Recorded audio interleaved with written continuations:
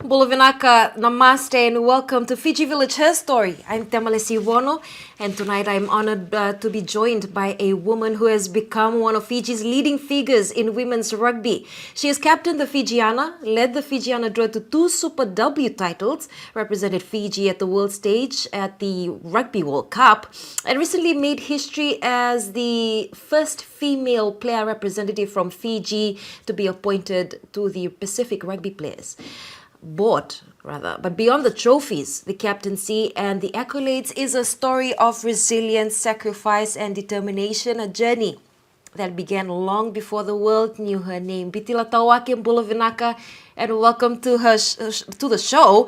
How are you feeling? I think I'm a bit nervous, but I'm all right. Honestly, I'm a bit nervous too, but I hope you'll get through this. Okay, so before we get into your story, let me just ask, what was your childhood like growing up? I grew up in Rawanga. There's five of us, and we're all girls. My dad's really strict. We grew up in a military uh, background. I think that's how we got. That's how we were really strict with everything. I think the first three of us got the belt when we did something wrong, but that's how we were brought up, and that's how we were built till now. I think without those teachings and those learnings when we were growing up, we wouldn't be who we are today. I'm the second out of the five girls. It's not easy being the second eldest as well. There's a lot of responsibilities too. But above that, yeah, that's that's basically the Tawake environment at home. Right, you said you had a lot of sisters. Was rugby something that you've always wanted to do when you was like a child? No, but I actually used to follow my dad to like rugby games. He was the manager of the Navy rugby team back then, so I usually just tag along with him.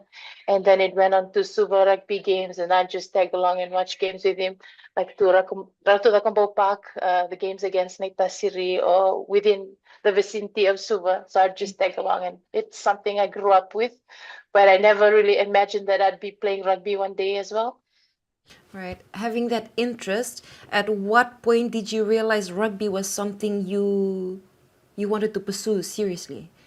I think it was during COVID, when the Sevens girls won bronze at the Olympics, Right, right. and before that I was in the Fijiana squad. So I just it was towards the end of the year, beginning of 2021. Hmm. Yes, so I got an invite from like it didn't come through me, it came through my dad. So that's when I know things. So he just told me like it was a Sunday evening, and he was like, "Oh, I just got a call. You've been asked to join the Fijiana camp in Buvatuanga, the soccer academy camp." And that's when I just knew like, oh, this is for real. Like Hmm. this is a pathway for me I can take. But just before that, I was still studying in USP. So I was like, even when I started in high school, like sports has been everything. Like without sports, I wouldn't even be going to school. So basically, I grew up with the netball and basketball background. So everything was just like, um, so if there's a rule at home for me and my sister Kalesi. So if we do not perform, there's no sports. So we have to perform in school to be able to take part in sports. Yeah. What sacrifices have you had to make to reach where you are today? Was there ever like a moment you ever doubted yourself? No, um, I mean, yeah, sometimes, but I always like put that behind me because I knew when I put myself in like my mind and my heart into something, I know it's gonna work. So the sacrifices I had to do was like I had to miss out on family functions. I had to miss out catching up with my friends. There's a lot of sacrifices behind the jersey and the team, like people do not know. But when we have to put like the team first, like those are some things that we have to miss out in life. So yeah, basically I missed out on my family gatherings at home, birthdays, special events that we appreciate and like to have happy moments about. I'm not there, but I'm just watching pictures on the family group chat. And there's, oh, you missed out on this. Or when we're catching up again, I was like, oh, you missed out on the birthday. You should have been there. I kind of feel bad, but like that's some things that we have to sacrifice in order to be where we are today and to be a rugby player and an athlete. Yeah. Right. We'll go on a short break now. This is Fiji Village Her Story with Temalesi Vono, joined by Bitila Tawake. Stay with us.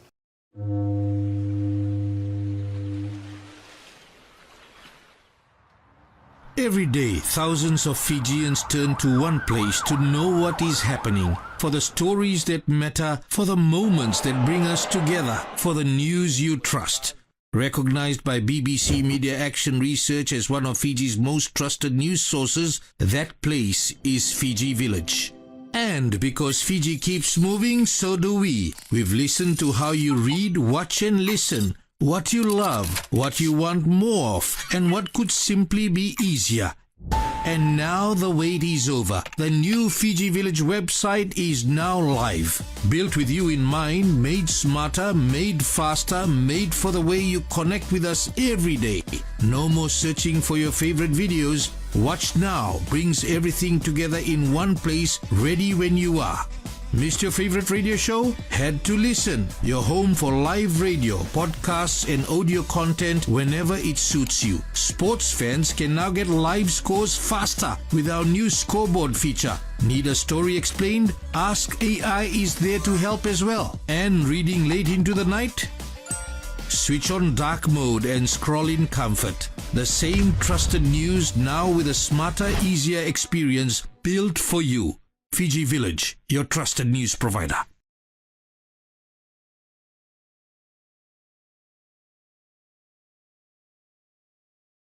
Welcome back to Fiji Village Her Story. I'm Temalesi Vono with Bitila Tawake. Thank you for joining us. Bitila, you've captained Fiji and are now the first female player representative from Fiji on the Pacific Rugby Players Board. That's a big achievement.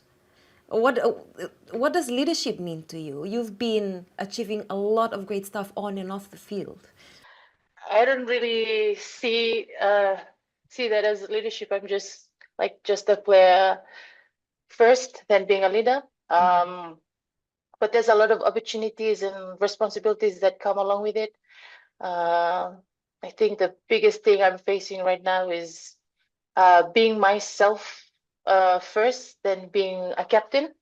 I think these last few days has taught me that a lot, like the pressure behind it. Yes. Like I've just been having a one-on-one chat with one of the staff here about handling pressure with captaincy. This last few days, knowing that we're in for the semifinals and there's like pressure towards me. I think the most important thing that I've been doing is just taking deep breaths and just seeing what we can do as a team first, then leading it as well, controlling the things that we can control, and most of all, just leading by example, and everything will just flow as it goes through. Influence is the biggest thing in this team.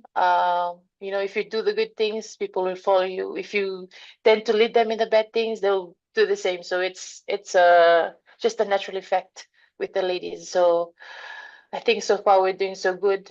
The fields around the environment, everyone's doing their own thing. So that's a good thing. And I really appreciate the leadership group too as well. They've been really helpful.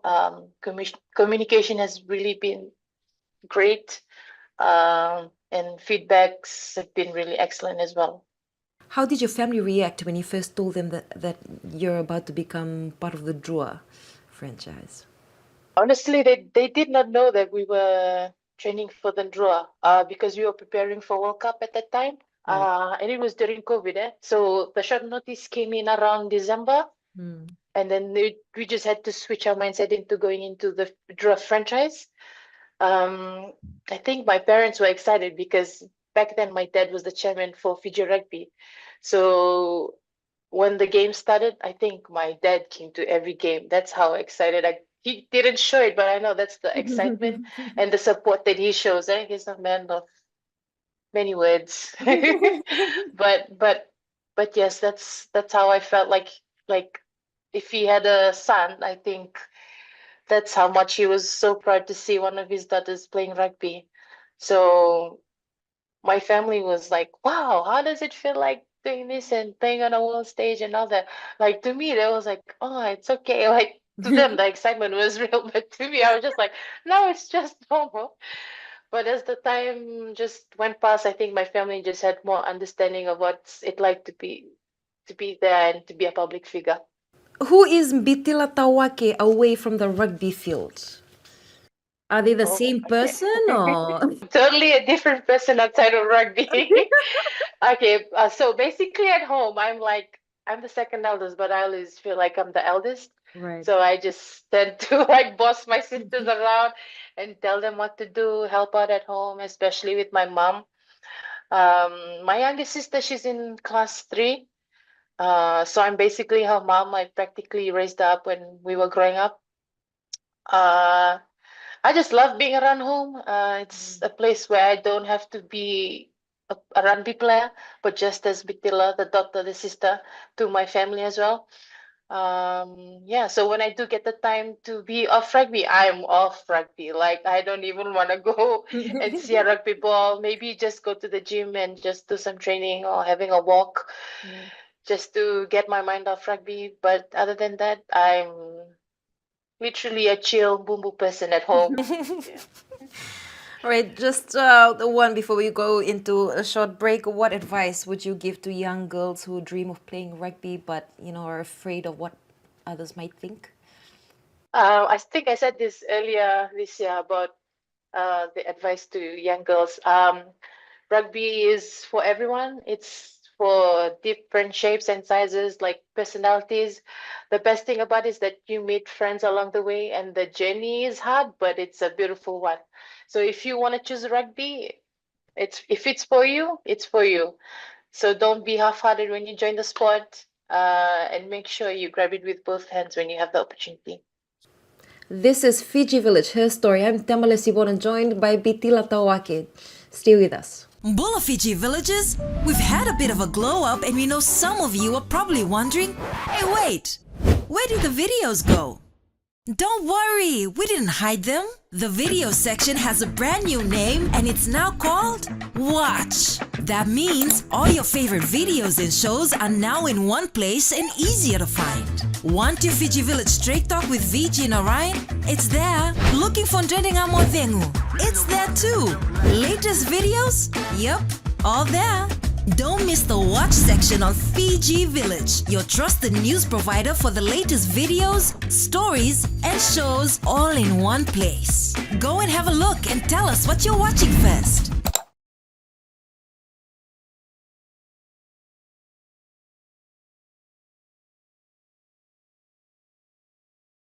Welcome back to Fiji Village, her story. I'm Temalesi Vono with Bitila Tawake.